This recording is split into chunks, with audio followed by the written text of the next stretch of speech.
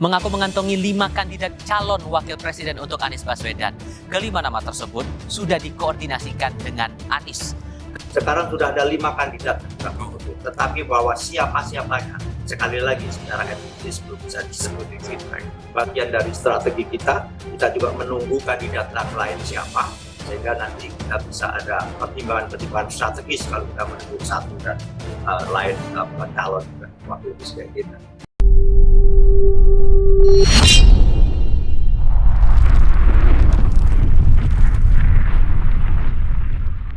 Cawapres sepenuhnya ditetapkan oleh Anies Baswedan. Saya duga mekanismenya nanti setelah pimpinan partai 1, 2, atau 3 calon diserahkan kepada Anies, itu akan menjadi keputusan final 3 partai ini. Partai Demokrat memang di dalam posisinya sebagai salah satu koalisi perubahan itu memiliki aset yang luar biasa. Sosok AHY yang dalam survei Kompas itu juga memiliki elektabilitas yang 4 besar lah untuk capres, kemudian untuk cawapres juga masuk di dalam 4 besar. Partai Demokrat konsisten ya di koalisi perubahan karena Demokrat bersama dengan Nasdem dan PKS ini kan owner pendiri dari koalisi perubahan ini.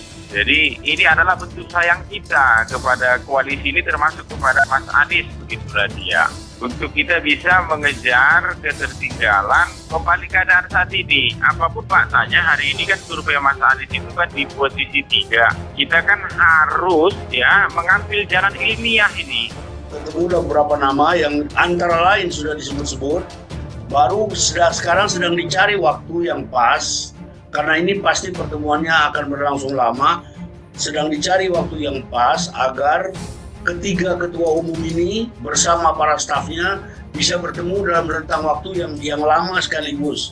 Jadi kita sedang membicarakan itu, sedang membicarakan teknis pertemuan tentang bagaimana bisa pembahasan ini akan mengerucut untuk kemudian diserahkan kepada Anies.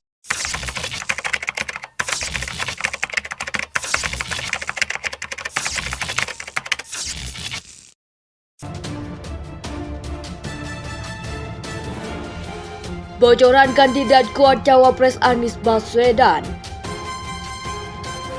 Tensi politik di internal Koalisi Perubahan untuk Persatuan memanas terkait kandidat bakal calon presiden Cawapres pendamping Anies Baswedan.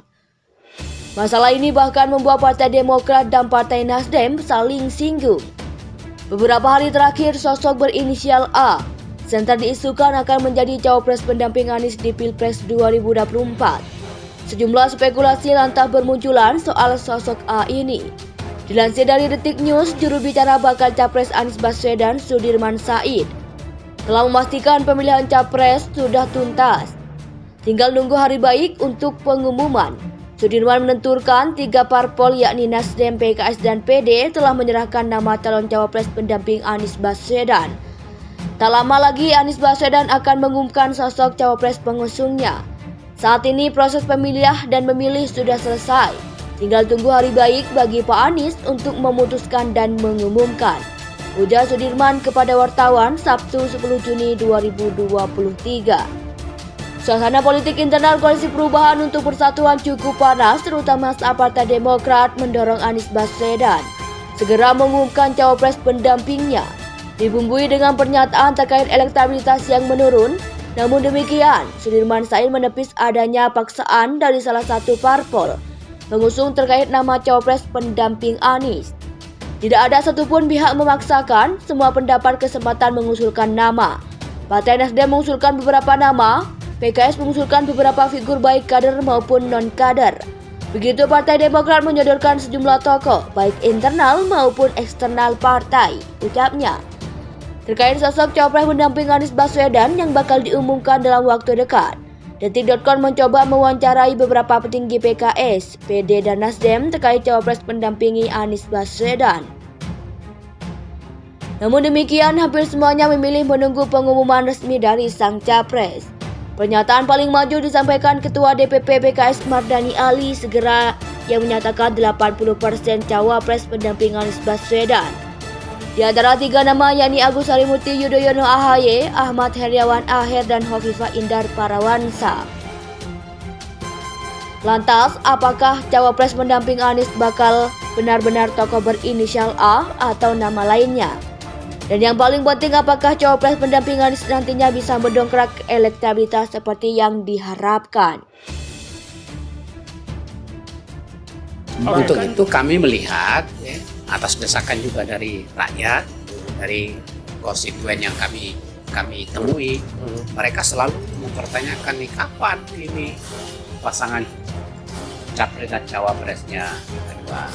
Yang ketiga adalah sekarang ini bulan Juni, ya bulan Juni. Kalau sampai dengan Juli baru kita deklarasi, kita kehilangan waktu, kita kehilangan momen yang cukup berarti, ya kan, untuk mensosialisasikan pasangan yang kita usung ini.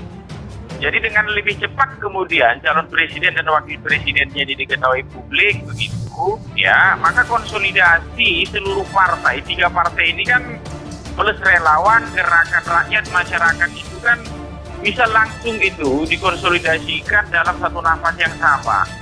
Kalau saat ini kan kerjanya masih sendiri-sendiri nih, itu. Jadi faktanya memang per saat ini posisi elektabilitas Mas Anies ini kan nomor 3. Jadi ini adalah bentuk sayang kami begitu, karena kami bagian dari pendiri koalisi ini. Oke. Plus ingin saya tambahkan juga begitu, Tisa. Oke. Selama ini kan selalu ada kalimat-kalimat dari teman-teman kami juga, termasuk teman-teman saya. Di DKI kemarin Mas Anies ini kan peringkatnya nomor 3 begitulah. Ujungnya kemudian bisa menang kok. Sebagai kejutan, di samping figurnya sendiri bisa jadi figur yang selama ini juga samar-samar tidak begitu terpublikasi di media. Oke. Jadi saya ulangi lagi ada 2 alternatif pertemuan. Yang pertama, pimpinan partai berkumpul, dapat beberapa nama yang tersaring diserahkan kepada Pak Anies yang menentukan, atau dalam pertemuan itu Pak Aniesnya datang sekalian. Setelah itu lalu diputuskan. Nah, untuk itu ya kita perlu memberikan informasi bahwa harus betul-betul evaluasi itu harus dilakukan, ya kan? Harus dilakukan karena kita akan kehilangan waktu, ya kan? Kehilangan waktu 1 bulan itu sangat berarti di dalam kampanye kan. Nah, itulah latar belakang mengapa kami mengatakan ya harus ada timeline. Ya.